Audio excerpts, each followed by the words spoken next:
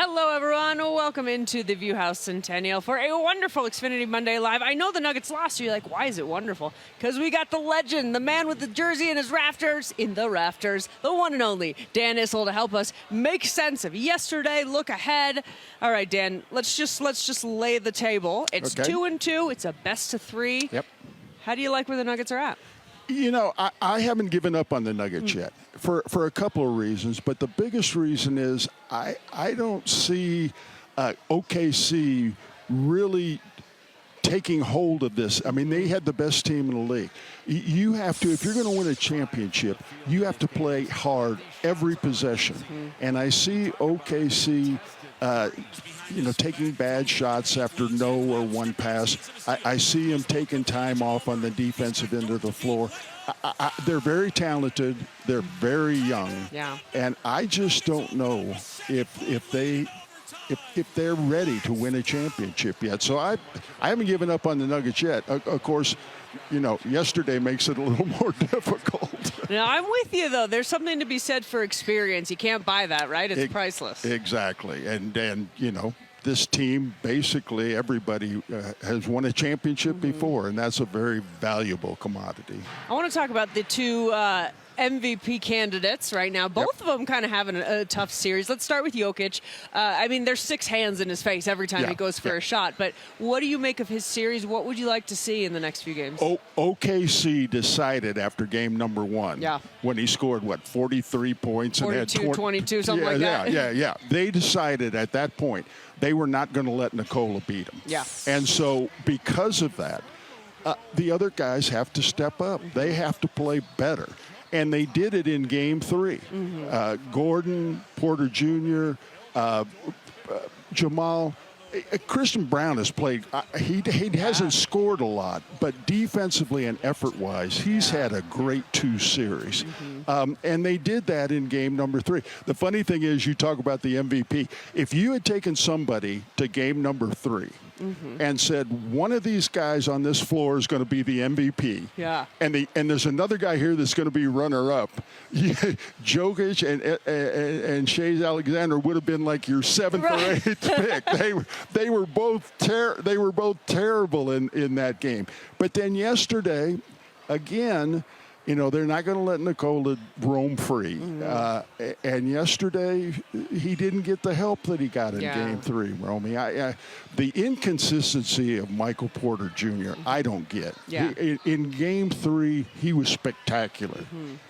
Yesterday, you didn't even know he was on the floor. So that can't happen. If they're going to take Nikola out, then the other guys on the floor have to step up and win the game. That does, obviously, we know Michael Porter Jr. is going through that injury. If you're the coach, how do you manage that with leaving him out there or putting in somebody else if he's not producing?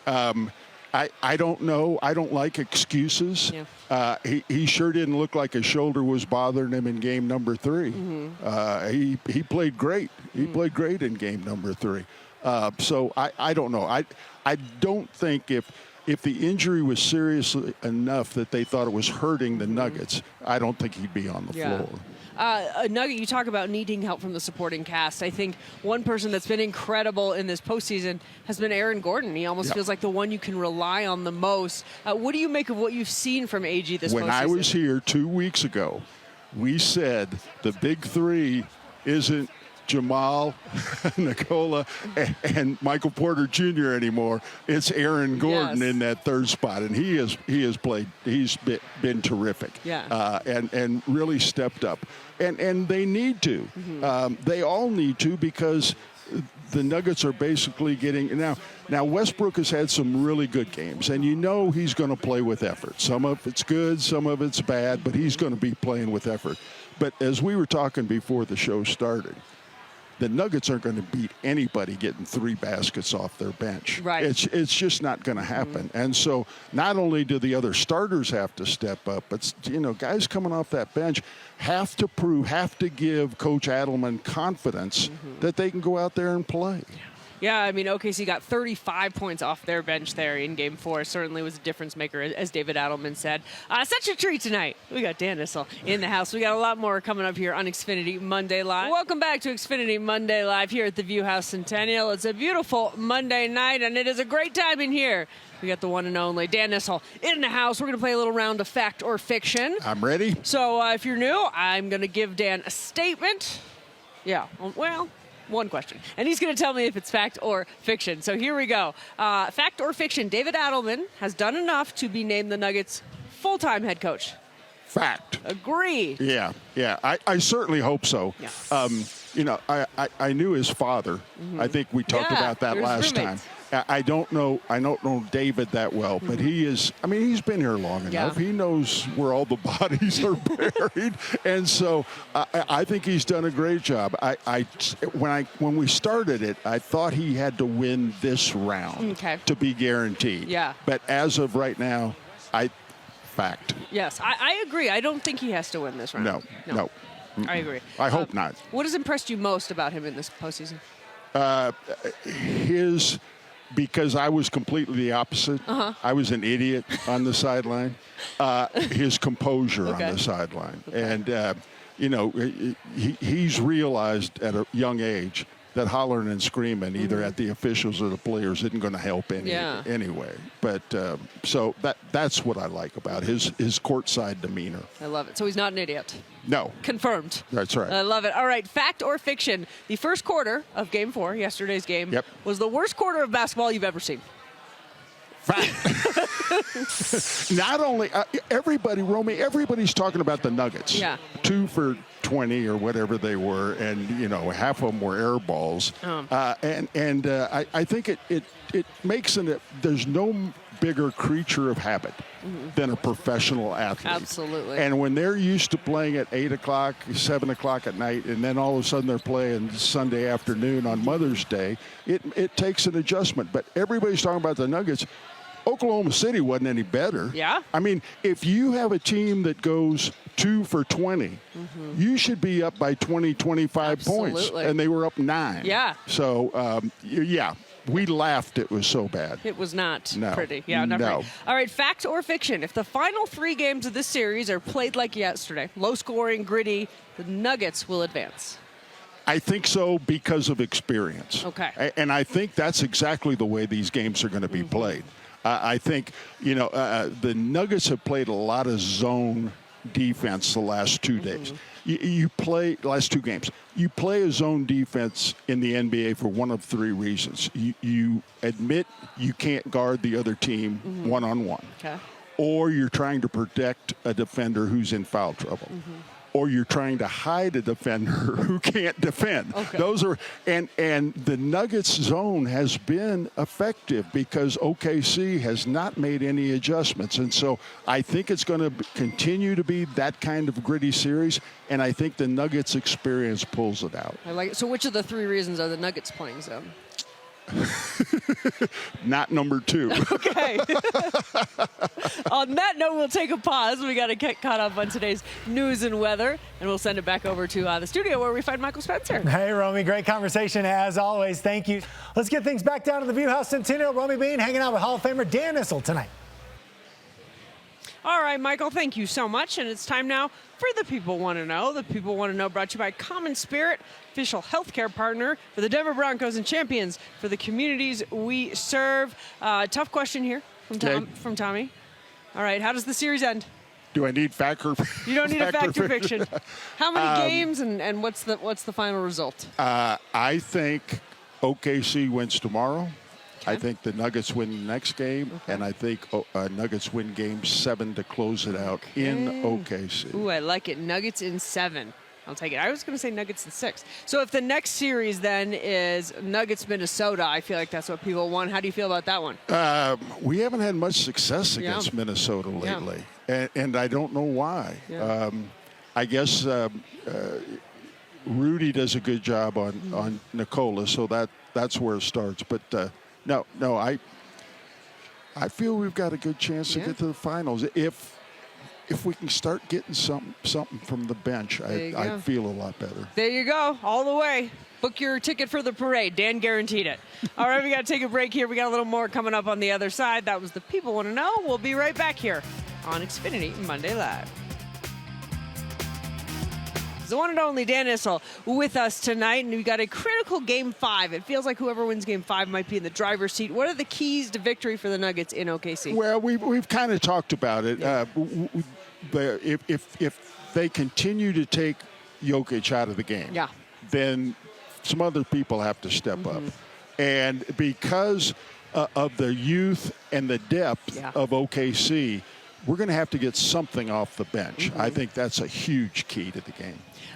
Who is, I mean, I feel like we have talked about this a bit, but give me your number one X factor player. Yeah, I would say that we have to play every possession like it means a championship, like our path to the championship. Because, again, I haven't seen OKC do that. They're not playing with that intensity every possession.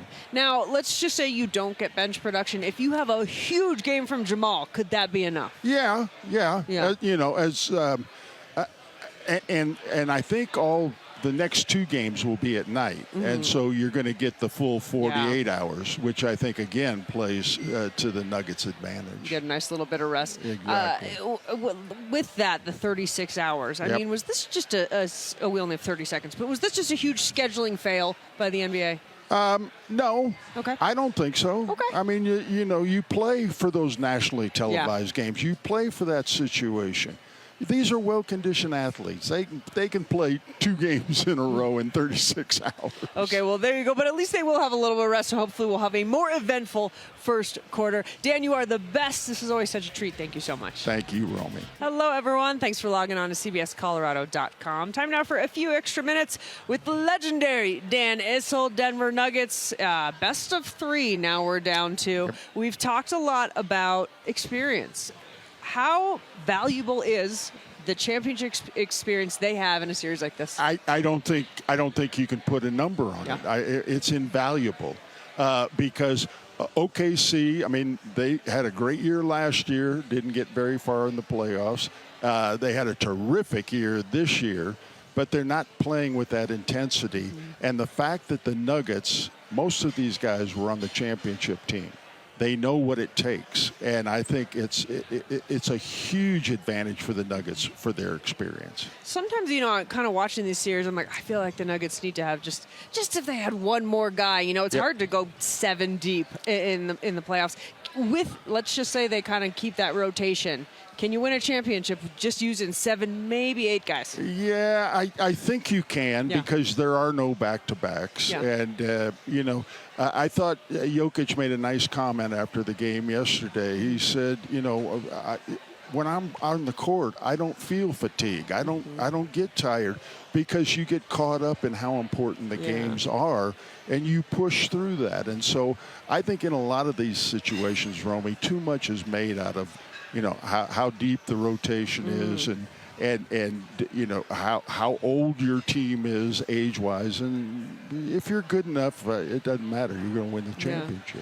Someone we didn't get to talk about on Monday Live, Russell Westbrook. You know, kind of towards the end of the season, it was feeling like it was a disaster. He's been impactful this postseason. What do you make of it? I love him because of his effort, and he's been that way his whole career, from his rookie year at OKC. You knew the kind of effort you were going to get, and nothing frustrates me more than to see a very talented player not getting everything he can. Now, you know, sometimes Russ shoots a few air balls, and sometimes he takes some stupid fouls, but you know you're going to get that effort every time he's on the floor. So that's worth it. Absolutely. Absolutely. He really does. He gives them that extra punch-up. One thing that people are talking about a lot, how much more demonstrative Nikola Jokic has been this postseason. How impactful is that when a player really kind of takes that leadership, almost, you know, a player coach a little bit? You know what? When I noticed it most was after Michael got fired. And, you know, if he won a championship just a few years ago. he didn't forget how to coach. Yeah. And so some of that is on the player. And I think that's what Nikola realizes, that, hey, we had something to do with that too. And now we've got to prove that, we're doing the right thing, and he didn't. I love that. Last one, and we'll get you out of here. I don't know if I'm discounting the East, but as I'm watching the playoffs play out, I feel like whoever comes out of the West feels like they're going to be holding the trophy. Yeah, I would say except for Boston.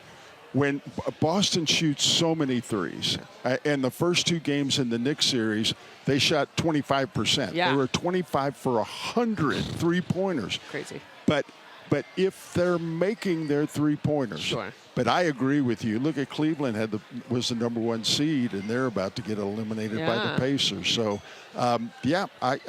I think it's looking good for the Nuggets. All right, so just get to the chip, and then we'll have a parade. Dan, such a treat as always. Thank you, Romy. Thank you for joining us, and thank you for joining us so much this postseason. It's our favorite time of year. Well, I appreciate it. Thanks for having me. You're the best. Guys, thanks for joining us. We will see you next time.